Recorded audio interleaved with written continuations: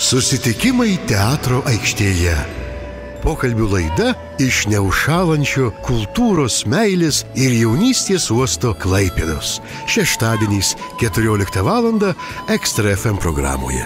Projektą iš dalies finansuoja Spaudos, radijo ir televizijos rėmimo fondas. Klaipėda, mano mylimas mieste. Kai aš tave pirmą kartą išvydau, o tai buvo jau labai seniai, tu man atrodai toks dydis, toks kaip koks kitas miestas, nors jau buvau mačius daug didesnių. Tačiau tu man pasirodai toks mielas, toks geras, toks neapsakomai artimas, o toks juk ir buvai, tu mano mieste. Nors aš ir bijojau tavo vandenų, tavo Baltijos, tavo marių, nors ir priblokšdavo mane tavo audros, štormai, nors ir matydavau, kaip nuo mūro krisdavo plytos, visą tai mane baugindavo. Bet aš tave mylėjau, o juk buvau pripratusi prie skaidriai ir skambiai tekančių upių, kurių vilnysi savo atvaizdu didžiuodavosi ąžuolai, liepos, ievos, aš ten jausdavausi smagiai ir guviai, pilnom saujom semdavau ievų žiedus, juose paskandindavau savo veidą. Gal tai dėl to, kad aš pati jų vardą nešioju. Bet kai teko atsiskirti su tavim, mielasis mano mieste, užmiršau visą kitą ir galvoju tik apie tave. Aš verkiau, kad tavęs jau nebėra, kad tavęs sudraskė uraganai. Vaizdavausi, kad iš tavęs belieka vien griuvėsių krūva. Maniau, kad nebeišgirsiu tavo ūko rago, įspėjančių gaudimų, kuris kitados taip pat mane baugindavo. Ir šit vieną kartą vėl tave išvydau. Taip, iš tavęs tikrai buvo belikę griuvėsiai. Tačiau tu buvai, sėdėjau tavo griuvėsiuose ir jie buvo man mielesni, brangesni, kaip senasis mano jaunystės miestelis. Ir ūko ragas vėl girdėjosi, primindamas man Baltiją, marias, ir staiga pajutau, kad aš myliu tave ir tokį, mano mylimas mieste. Dabar Klaipėda jau nebe mažas miestelis, į kurio uostą gal tik užuovėjos ieškodami, kadaise įplaukdavo svetimi laivai, arba jos ant pakrantės smėlių užnešdavo audrą. Šiandien tavim, tavo uosto, man mielas mieste, mes visi didžiuojamės ir stebimės, drauge su mumis stebisi ir visas pasaulis. Tave lankydamas stebisi ir gėrisi ne tik tavo įgimto grožiu, bet ir tavo žmonių darbais, mano mylimas mieste. Sveiki, malonūs klausytojai. Šiandien laidą pradėjome rašytojos Ievos Simonaitytės archyvinių garso įrašų. Švenčiame Ievos Simonaitytės metus ir džiaugiuosi, kad šiandien teatro aikštėje susitinkame su rašytojų, skulptoriumi, Klaipėdos apskrities viešosios Ievos Simonaitytės bibliotekos direktoriumi gerbiamu Juozu Šikšneliu. Labą dieną. Labą dieną. Gerbiamas Juozai, aš negaliu neprisiminti, kad 2010-aisiais, kada bendrom jėgom rengėme, leidome kompaktinę plokštelę, kurią skaitė Virginija Kochanskytė, kuri vėliau už tai buvo pagerbta ir Ievos Simonaitytės literatūrinė premija. Jūs parašėte puikų tekstą, įvadinį tekstą tai plokštelį. Akimirka Simonaitytei. Pavadinote? Labai prasmingas, bet ir liūdnas tekstas. Aš pacituosiu.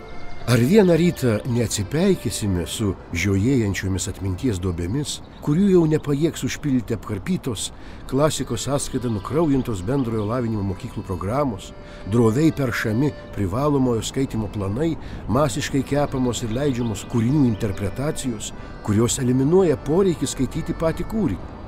Žiojėjančių atminties duobių nepajėgs užpildyti niekas, tad karta po kartos gyvens televizijos šou pseudorealybėje. Be Viliaus karaliaus, be aukštųjų, be mažosios Lietuvos, daug be ko. Juk atminties duobės gali užželti tik užmaršties žolę. Manau, kad šiais metais jūsų tekstas būtų kiek šviesesnis? Labai šviesesnis tai nebūtų, nes iš tikrųjų tai mažai kas pasikeitė nuo to, kad Seimas paskelbė Simonaitytės metus.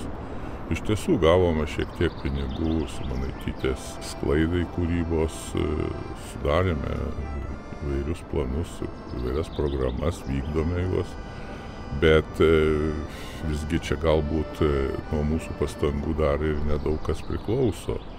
Tiesą sakant, dar reikia pasidžiaugti, kad į mokyklų programas grąžintas Simonaitytė. Tai tas labai yra gerai. Galbūt šiek tiek šviesesnis, bet labai šviesus tai tikrai dar kol kas ne. Kaip ten bebūtų, pavasaris Lietuvoje niekaip neįsisiūbuoja, bet tai šį savaitgalį jau pradės plasnoti poezijos pavasarį paukštį, tradicinio tarptautinio poezijos festivalio. Užsuks tą paukštį ir į Klaipėdą, kiek žinau. Kokie renginiai laukia klaipėdiečių, uostamiesčio svečių? Tai iš tikrųjų gamtoj pavasario dar nesimato. Šiandien už lango gėlės, žydinčios gėlės sniege ir tai ne poetinė metafora. Ir dėl pavasario gamtoje nieko negalėčiau atsakyti, bet dėl poezijos pavasario paukštės apsilankimo Klaipėdoje tvirtai pažadu. Tai įvyks sekmadienį, gegužės 14 dieną, 17 valandą, naujoje kultūrinėje meninėje erdvėje. Ten bus tuo pačiu atidengta Romo Klimavičiaus skulptūra ir ta erdvė bus pavadinta Mūsų kiemeliu, o poetai, akompanuojant violončelininkų duetui, skaitys savo naujausias eiles. Ir taip mes prisiviliosime, tikiuosi, poezijos pavasario paukštę į Klaipėdą.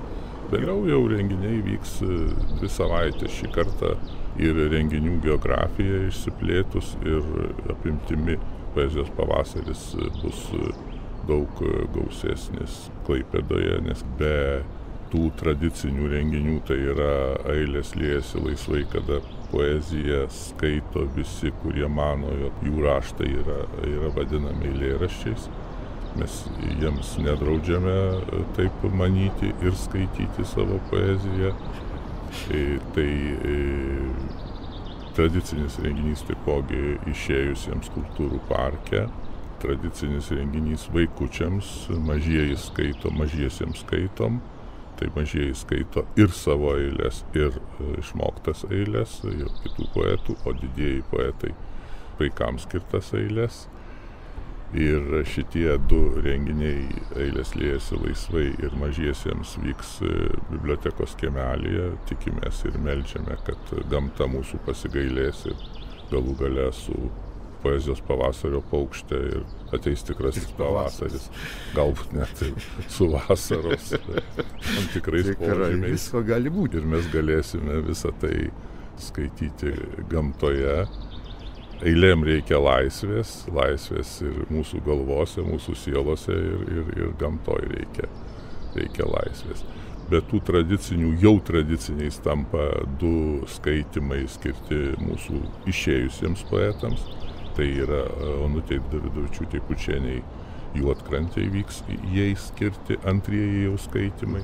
Ir Mosėdyje mūsų marinistui Vytautui Brenciui, taipogi anksti mus palikusiam, vyks Mosėdyje Vaclovo Into sodyboje, tie skaitimai vyks.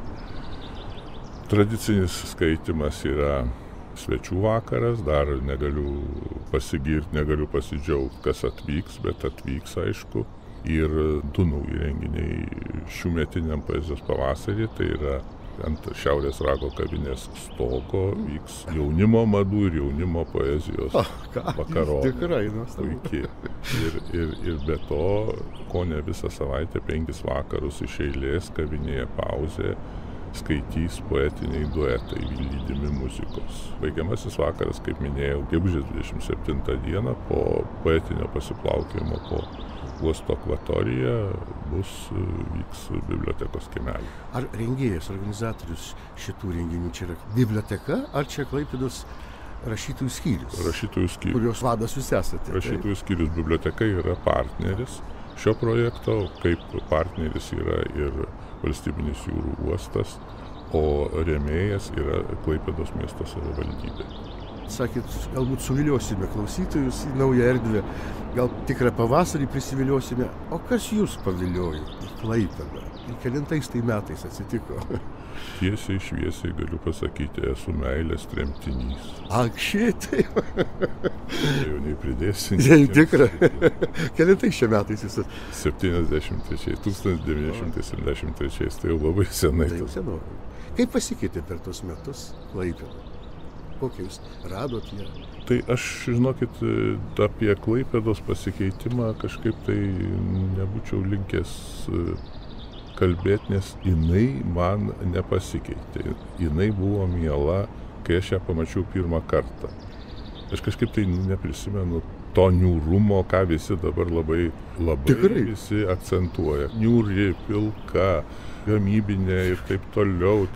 Man kažkaip tai jinai visą laiką buvo miela. Aš pirmą kartą atvykau dar būdamas mokykloje, ją pamačiau, po to studijų metais kartą apsilankiau ir iš karto tada jau gavau paskyrimą.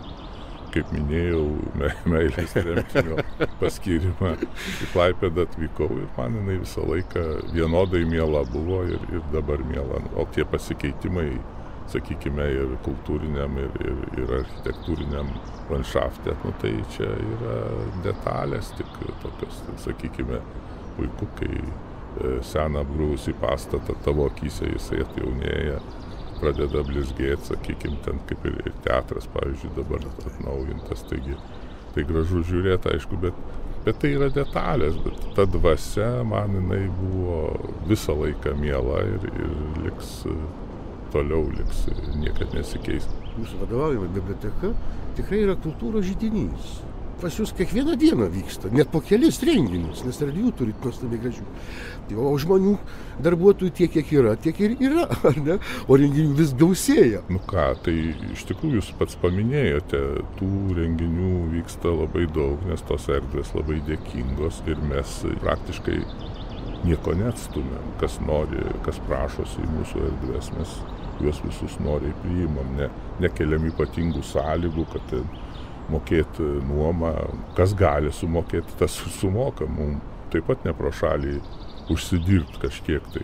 Bet šiaip tai nekeliame ypatingų ir kažkokių griežtų sąlygų, kad tu gali pas mus rengti renginį, tu negali, šito niekad nebuvo. Ir tas ir vilioja, tos palankios sąlygos surengti renginius ir vilioja daugelį norinčių. O žmonės kartais suprantama, kad kartais žmonės persidirba ir tada ateina prie direktoriaus durų, prašo poilsio dienų arba pakelt atlyginimą prašo. Išsprendžiam ir šitos reikalus. O kaip jūs ilsitės?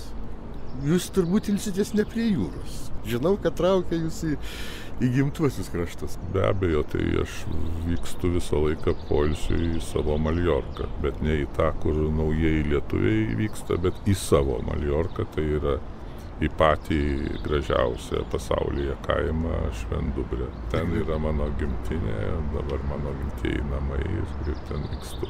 Nors šiaip tai aš visą laiką tvirtinu, kad turiu dvi gimtinės, tai yra Klaipėda, viena gimtinė ir Švendubrė, kur gimiau, o Klaipėdoje, kur gimiau kaip asmenybė.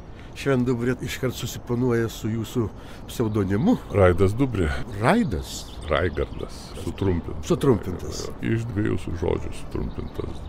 Kas ant jūsų darbo stalo, bet ne kaip direktoriaus, bet kaip rašytojo, prozininko, dramaturgo. Įsakymai, rezoliucijos ir toliau. Iš tikrųjų, tai jau tiek skulptorium galiu būti pavadintas buvusiu ir tiek ir rašytojų jau buvusiu galiu pavadinti, nes pastaruoju metu nieko neberašau. Tikrai. Visiškai.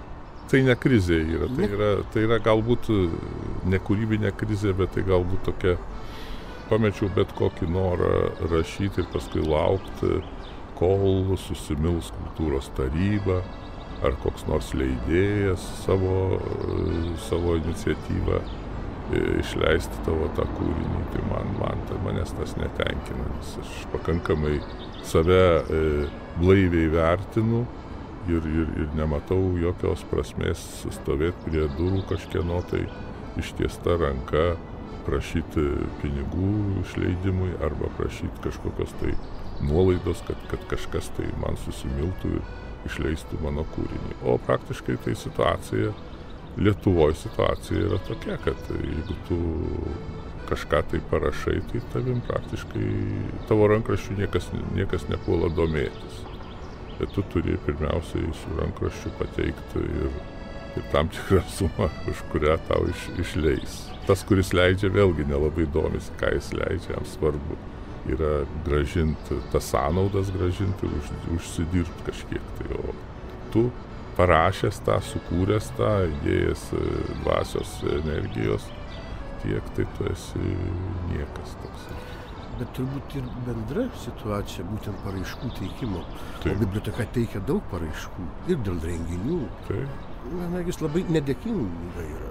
Ne, apskritai tai tas projektinis finansavimas renginių ir tos, sakykime, bibliotekos, kaip čia pasakytos užklasinės veiklos, kultūrinės veiklos bibliotekos projektinis finansavimas, tai yra įdingesnio niekas dar nėra sugalvojęs ir niekas nesugalvos, nes iš tikrųjų tai jeigu tu padarai puikų renginį, tarkime, netoli ieškant literatūrinis furšetas, tai puikus originalus renginys. Ir jisai jau, jeigu pirmą kartą gavo minimalų finansavimą ir kaip tęstinis, jisai jau antrus metus negavo jokio finansavimo. Tai kur žiūri ir kas tie ekspertai, kurie sprendžia, ar tai yra svertas ar nevertas. Tai jie apskritai čia, jie sąlygose ir akcentuoja, kad ar tai tęstinis ar netęstinis. O pasirodo, jiems nieko to nereikia. Sugriaukit mitą, nes visai neseniai pasirodė pranešimai spaudoje, kad ir į teatrus, ir į bibliotekas sumažėjo lankytojų. Kaip jūsų situacija? Bet kaip gali nesumažėti, jeigu sumažėjo gyventojų? Čia yra elementaru. Vieną faktą atitraukia nuo kito, tai priežastis pasekmėgi čia yra. Čia viskas yra normalu. Ir ne dėl to, kad bibliotekos pradėjo, arba ten teatrai pradėjo blogesnius spektaklius rodyti, o bibliotekos pradėjo blogiau dirbti. Tarkime, bibliotekos tai galbūt negali taip greitai aprūpinti skaitytoją naujom knygom ir pakankamų kiekių naujų knygų, kaip sakykime, ką jis mato knygynuose, tarkim, nes leidyba yra vienas, o bibliotekų galimybės yra kitos. Ne visada suderinami dalykai, sakykime. Tai galbūt dėl to, bet tai jeigu jie mato, kad tas sumažėjimas yra toksai labai akivaizdus, tai jisai yra tik dėl demografinių priežasčių. O beje, tas mechanizmas, kaip tos knygos pasiekia bibliotekas, čia koordinuoja tą procesą kas nors? Atrenka? Naujų leidinių įsigijimui bibliotekoms skiria pinigus kultūros ministerija, atskira eilute. Ir jinai išskirsto savivaldybių bibliotekoms. Kiekvienai bibliotekai po tiek, apskaičių po tiek ir panašiai. Tai, tarkime, savivaldybių bibliotekos gauna dažniausiai iš dviejų šaltinių pinigų naujom knygom įsigyti. Gauna iš savivaldybės, iš savo savininko, savo steigėjo ir iš ministerijos gauna. Ir dažniausiai tai savivaldybių bibliotekos gauna daugiau negu apskaičių bibliotekos gaunančios tik iš vieno šaltinio, iš kultūros ministerijos. Ir pastaraisiais metais, nuo 2008 metų pinigai apskaičių bibliotekom yra labai sumažinti naujiem leidiniam įsigyti ir dėl to mes kariaunam, bet dėja tai yra kova su vėjo malūnais, niekas negirdi, niekas nesupranta mūsų poreikių ir mūsų apskaičių bibliotekų reikšmės. O knygos naujos, kiekviena biblioteka turi savo komplektuotojus, kurie, taip sakant, dantis praėdė šitam reikale ir jie žiūri į leidyklų planus, gauna leidyklų pasiūlymus, sudarinėja sutartį su leidykla, gauna pigesnę kainą iš leidyklų tuos leidinius ir vėlgi sprendžia pagal poreikį, kiek, tarkime, vis tiek biblioteka tai yra ne po vieną egzempliorių, nes 5 skaitytojai nori iš karto vieno ir to paties skaityti ir tu jiems daryk, ką nori, bet tu jiems privalai kažkaip tai juos užganėdinti. Tai perkama yra po kelis egzempliorius, bet ir vėl pagal galimybės, kuo mažiau pinigų, tuo mažiau tuo mažiau egzempliorių, tuo mažiau pavadinimų. Ir jeigu pinigų neturi, tai tavo fonduose, kaip ir jūsų cituotame, žiojėja neužpildomos spragos fonduose. Ir jų niekas jau niekad neužpildys. Ar yra koks nors mechanizmas išreitinguoti, o visgi ką labiausiai skaito žmonės bibliotekoje? Be abejonės, tai dabar viskas, kadangi išdavimas yra kompiuterizuotas visose viešose Lietuvos bibliotekose, tai tą nustatyti labai nesunku. Gal žinote, kas yra topo viršūnėje? Už praeitus metus tikrai dar nežinau, dar nėra suvesti rezultatai per visas bibliotekas, bet už 15 metus, taigi labiausiai skaitoma buvo Roko Fliko Ema pastoriaus dukra. Šitai? Taip, pirmoje vietoje labiausiai skaitoma bibliotekose. Tuo pačiu, jeigu nenueinant nuo tos temos, dabar, kaip matėte, sekmadienį bene paskelbė 100 labiausiai gražiausių lietuviškų vaikiškų knygų. Ir mane labai nudžiugino, kad visgi tai nėra ten tų tokių, gal susilaikysiu, bet pirmoji vietoje yra Eglės Žalčių karalienės Salomėjos Nėries, Gedos Baltoji varnelė, toliau Maironio Jūratė ir Kastytis. Tai 3 pirmos vietos. Tai iš tikrųjų taip sveikų protų pasiremdami žmonės rinko tą 100.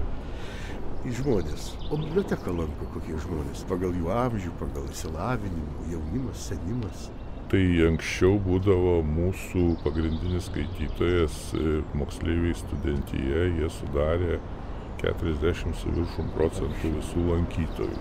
Bet dabar, kaip žinia, universitete kiek beliko, Klaipėdos gal 100 tūkstančių nebeliko mokančių skaityti. Moksleivių taip pat sumažėjo, tai jų tas procentas jau sumenko šiek tiek. O žmonės įvairūs, žinokit, įvairūs lanko ir kiekvienas su savo interesais ir kiekvienas žino tam tikrą bibliotekos segmentą, kuris jam reikalingas. Yra žmonės, kurie ateina tik pavartyti popierinę periodiką. Nieko daugiau. Jie net nežino, kas bibliotekoje daugiau ir darosi, ir kas yra bibliotekoje daugiau.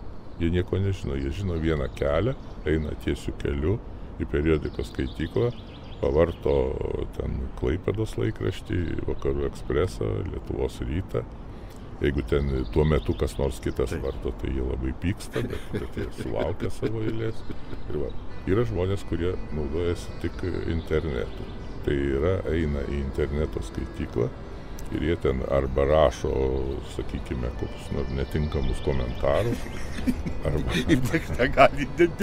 jie siunčiasi filmus, muziką ir dar kažką tai. Ir panašiai ten, ar vėlgi kažkokius YouTube žiūri, ar taip toliau. Vėlgi jie nieko kitų nesidomi ir jiems absoliučiai vyksta renginys, aš esu nekartą stebėjęs. Vyksta renginys čia pat, bet jų kelias tiesus, jie praskiria žmonės, tam 13L, kur šalia yra, praskiria žmonės, eina į tą savo skaityklą, sėda į ten ir absoliučiai niekas daugiau nedomina jų. Yra žmonės, kurie ateina tik knygų pasikeisti, skaityti, meilės romanus, nuotykių, detektyvus ir panašiai. Jiemgi vėlgi visiškai tas pats, kad čia yra periodika, kad čia yra internetas, jiem to nereikia, jie eina tik ten. Ir kiekvienas eina savo. Ir yra dar žmonės, kurie absoliučiai nesinaudoja jokiam kitom bibliotekos paslaugom, bet jie ateina į renginius. Tik į renginius. Ir eina taip labai sąžiningai. Jeigu į dieną 2, tai nebespėja, tai pabūna pusę vienam, pusę kitam.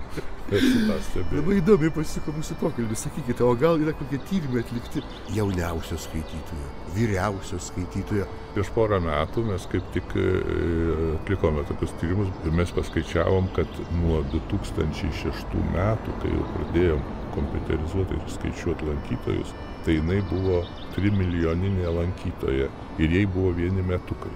Jo, ir mes jai išrašėme bilietą. Kaip nemokėjo skaityti. O vyriausiai galbūt buvo 90 metų. Pasikuitėm statistikoje ir atradom tos. Yra, aš renginiuose matau čia tokia buvusią medikė. Jai 90 keli metai. Taip. Ir jinai visur eina, į muziejų, jinai pabūna pas mus, bėga kitai. Taip, bekalbant, prabėga greit laikas. Kaip jūs stabdot bėgantį laiką, beje? Blogai, kad pastaruoju metu tas laikas bėga greičiau, negu kad turėtų bėgti. Darbai stovi, o laikas bėga. O praktiškai niekad neužsiminėjau tuo, kas yra ne mano valioje. Laiko aš nestabdau. Suprantu, bet jūs tam tikrą prasme įamžinate laiką parašytose knygose arba jūsų skulptūrose, kurios gyvens ilgiau negu žmogui skirta. Tai net iš tikrųjų, žinokit, labai neseniai pagalvojau. Buvo laikas, kai aš, tarkime, vykdavau atostogauti į savo jau paminėtą Maljorką ir veždavausi visą krepšį įrankių ir nuo ryto iki vakaro kaldavau akmenį. Ten atvykęs į tą savo kaimelį gražų. Atostogos taip ir prabėgdavo. Ne bendraujant su sūnum, ten nežaidžiant futbolo su juo, einant meškeriot, ar ten nebendraujant su žmona, su giminėm, bet dirbant sunkų tokį vergo ar kalinio darbą kalant akmenį. Ir baigiantis atostogom, aš tą jau pabaigtą darbą išeksponuodavau savo sodelyje ir išvažiuodavau. Ir dabar galvoju, kodėl aš negyvenau taip kaip kiti žmonės ir neužsiminėjau šeima, galų gale negulėjau po grūšę pilvą išvertęs ir nepoilsiavau, bet kodėl aš užsiminėjau tokiais keistais dalykais. Tiesą sakant, dabar tie iškalti akmenys stovi prie mano sodybos, bet, ką žinau, dabar apsamanoja, gražiai matėte nuotraukose kažkada tai. Bet, ar tai buvo prasminga, tai aš nežinau. Ar tai buvo bandymas sustabdyti laiką, ar bandymas įprasminti save. Ką pavyko man padaryti? Tai man pavyko taip gyvenant užgrūdinti savo valią. Nes nesigiriant galiu pasakyti, kad esu valingas žmogus. Puiku. Na ir pabaigai galbūt dar, gerbiamas Juozai, paminėjome ir pakvietimą į poezijos pavasario renginius, kurie vyks čia Klaipėdoje. O metai dar tik įpusėjo Simonaitytės. Kas dar laukia, kokie įvykiai susiję su mažosios Lietuvos metraštininkės pagerbimu? Tai iš tokių gražesnių paminėjimų, tai turiu pasigirti, kad mes dabar tikriausiai Liepos mėnesį atidengsime Simonaitytės suoliuką. Man kilo mintis, išgirdus, kad Nidoje statė suoliuką su Kernagio skulptūra, Panevėžy pastatė suoliuką su Miltinio skulptūra. Aš pagalvojau, kodėl aš negalėčiau padaryti Simonaitytės suoliuko be Simonaitytės skulptūros. Ir aišku, savo idėją pasidalinau su savo bičiuliu Romu Klimavičiumi, jam iš karto jisai mano idėjas gaudo ore. Ir tas suoliukas tai bus kaip skulptūra, nes tai bus S raidės formos medžio kamienas. Ir prieš tą suoliuką vario plokštėje bus išgraviruoti žodžiai. Paskutinio taško dar nepadėjau. Ir to apskritimo centre jos autografas, tarsi pasirašius po šitais žodžiais. Tie žodžiai tam, kad visgi nesibaigia su jubiliejiniais metais, su Simonaitytės metais. Simonaitytė nesibaigė, Simonaitytė tęsiasi toliau. Žinoma. Ir tas paskutinis taškas, tai mes vis skaitantys ir besidomintys jie. Labai gražus sumanymas. Jūsų mažajam kiemelį. Jūsų mažajam kiemelį. Ir lentos ant namų, kur kūrė jūsų iniciatyva, jau ne viena yra pakabinta. Gal dar turit kokių sumanymų? Niekaip nesugebame atidengti lentos Rimantui Černiauskui ant įstaigos, kurioje jisai ilgus metus dirbo vadovaudamas Klaipėdos rašytojų skyriui. Bet čia tiesiog kaltės savo negalėčiau prisijimti, nes mūsų menininkui, kuriam užsakėme tą lentą, vis neišeina labai tiksliai nulipdyti Černiauską. Černiauskas jam nulipdytas panašus į Leniną. Rimantas buvo linksmas žmogus, galim tikrai su juoku prisiminti. Bet aš nebejoju, kad jūs pasakėte ir padarysite anksčiau vėliau. Dėkodamas, kad sutikote susitikti teatro aikštėje. Nežinau, ar dažnai į ją ateinate. Tai dažnai, dabar pastaruoju metu dažnai ateinu. Tikrai pasidžiaugdamas, kad kada jūs besikreipsi, jūs trumpai drūtai darom. Pasakot darom ir tada darom. Dar kartą labai dėkoju, linkiu gražių švenčių ir poezijos, ir prozos. Tai buvo Juozas Šikšnelis, rašytojas, skulptorius, bibliotekos vadovas. Susitikimai teatro aikštėje.